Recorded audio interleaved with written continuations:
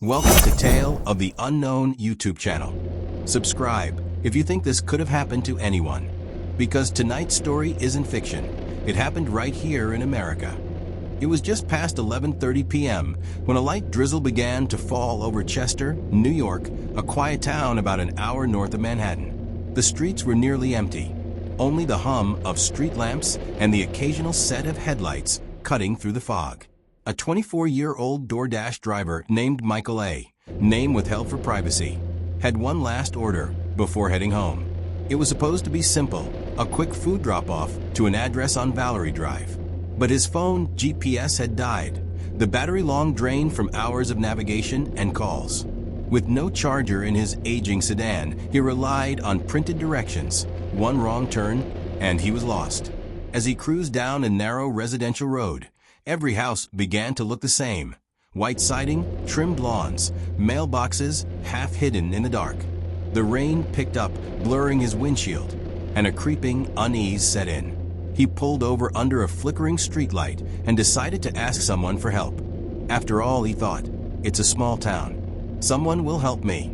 He parked near a cul-de-sac and walked toward the nearest porch, the faint glow of his phone flashlight barely cutting through the mist. The first house didn't answer. The second had a barking dog and drawn curtains. On the third try, he reached a modest brick home with an American flag fluttering on the porch. The driver knocked twice. From inside, he could hear muffled movement. Someone was home. "Excuse me," he called out. "Sorry to bother you. I'm a DoorDash driver. Just need directions." For a few seconds, silence. Then the porch light switched on. The door cracked open just an inch. Enough for a shadowed face to appear. "Who are you? What are you doing here?" The voice was firm, suspicious. The driver explained again, trying to sound calm. "I'm lost, sir. Just delivering food up the road. My GPS died." The man behind the door, John Riley III, the town's highway superintendent, didn't respond kindly. He told the driver to get off his property immediately. The driver nodded, apologizing, and turned back toward his car. He'd barely reached the driver's side when he heard the metallic click of a gun safety. At first, he froze, unsure if it was real. Then a loud crack split the night air. A second later, another. A burning pain tore through his back as a bullet shattered the driver's side window. He fell against the car door, screaming in shock, crawling toward the road. He had no weapon, no reason to be shot, just a bag of food and an almost empty phone. From the porch, the shooter shouted something indistinct, perhaps panic, perhaps anger, before the house lights went out. Neighbors later told police they heard 3 distinct gunshots, then a car horn blaring for nearly 30 seconds. Someone finally called 911. When state troopers arrived, they found the driver slumped near his car door, barely conscious, but alive. The bag of food, still warm, sat spilled across the pavement.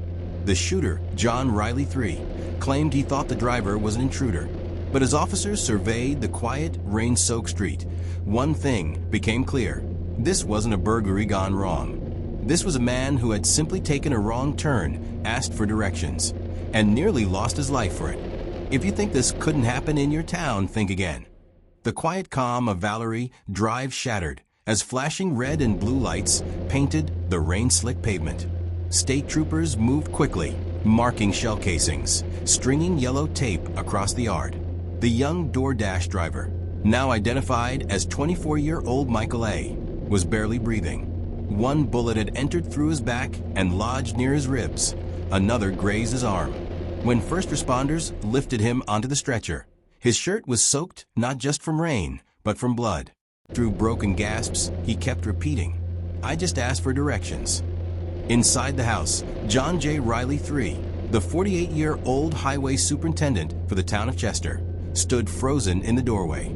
His hands trembled as officers instructed him to put down his firearm, a legally owned Glock 9mm. He complied but kept saying, "I thought he was breaking in." Investigators immediately noticed inconsistencies. The driver's car was parked on the street, not in Riley's driveway. The driver never entered the property, and the shots were fired as the victim was leaving, not approaching. Riley was taken into custody for questioning, where he repeated the same claim. He feared for his life. But state police weren't convinced. They reviewed doorbell camera footage from neighboring homes, which captured flashes of muzzle light and the driver's screams echoing in the rain.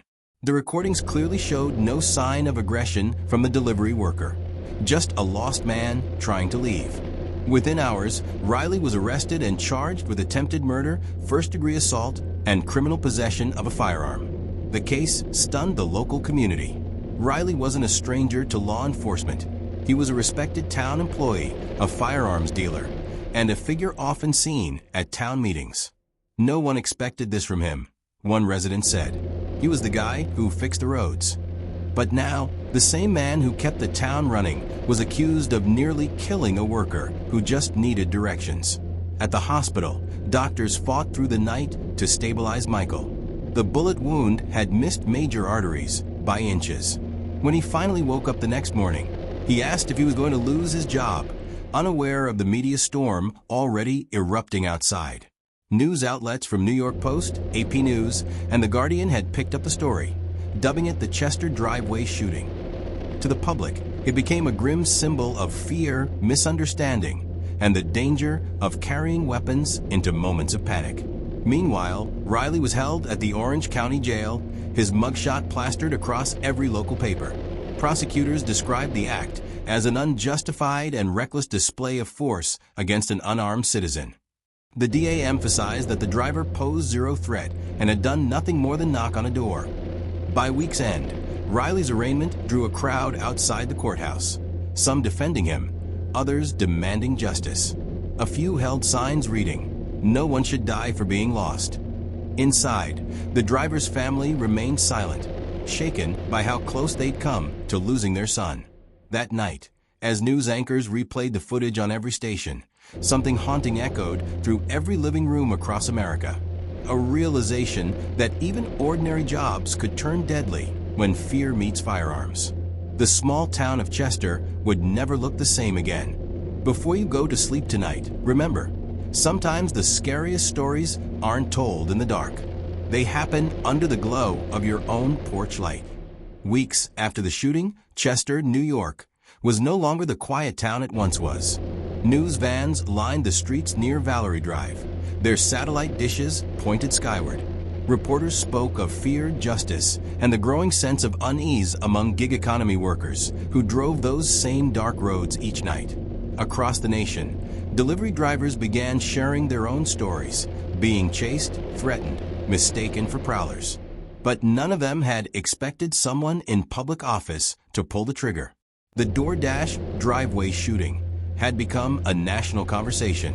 Meanwhile, Michael, the 24-year-old survivor, began a long recovery at Westchester Medical Center. Doctors said he was lucky to be alive. 1 inch to the left, and the bullet would have pierced his lung. When investigators finally visited his room, he said something simple that stuck with them. "I wasn't scared until he turned on the light." He recounted every moment. The door opening just a crack, the voice demanding he leave, the sound of rain mixing with the gunfire. For Michael, the trauma was more than physical. He developed a deep fear of doorsteps, of night shifts, of being mistaken again for something he wasn't. In mid-May 2025, John J. Riley III stood before the Orange County Supreme Court, flanked by his attorneys. The courtroom was packed. The district attorney presented body cam footage and ballistics evidence, proving the shots were fired as the driver was retreating. Prosecutors called it a deliberate act fueled by paranoia and power. The defense argued fear, that Riley thought he was protecting his home. But as testimony unfolded, it became clear this wasn't a split-second mistake. He'd fired 3 times, aiming through glass into the night, at a man with nothing but a paper bag of food. The judge ordered Riley held without bail pending trial, facing up to 25 years in prison. Outside, the driver's family issued a quiet statement. No delivery is worth dying for. No job should end with a bullet. The story spread across social media, sparking petitions and national headlines about safety reform for gig workers. DoorDash issued a statement promising new safety tools, including emergency assistance buttons and automatic location tracking for every delivery after dark. For many, It felt like a small measure of justice in a story that should never have happened. By summer, the town tried to move on. But for residents of Chester, the echo of that night lingered. People started leaving porch lights on for drivers. Local restaurants began adding safe pickup zones. Every new driver who took a late-night order in the area knew the story. A chilling reminder whispered between headlights and empty driveways. And as the headlines faded, one truth remained. It wasn't a horror movie, or a ghost story, or a legend born on Reddit. It was real, a knock on the wrong door, a frightened man with a gun, and a town forever marked by a few seconds of fear. So when your phone buzzes late at night with a delivery notification, take a moment before you open the door. Because sometimes the real horror is what waits behind it.